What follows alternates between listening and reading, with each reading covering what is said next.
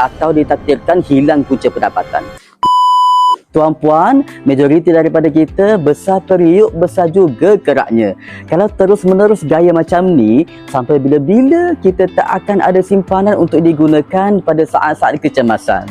Majoriti pakar kewangan mengesyorkan setiap daripada kita mesti kena ada simpanan dana kecemasan minimum 3 hingga 6 bulan pendapatan. Dana kecemasan itu akan digunakan bila kita diuji duit tunai kehabisan atau ditakdirkan hilang punca pendapatan.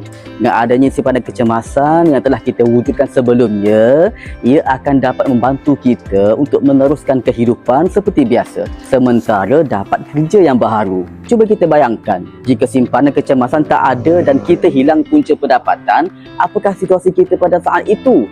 Kalau gaji sikit, simpan sikit.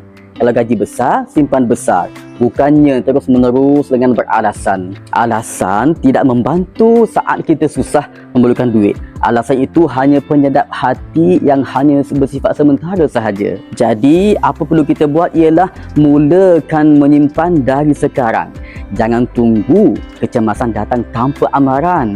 Jom saya bantu untuk bermula semudah ABC.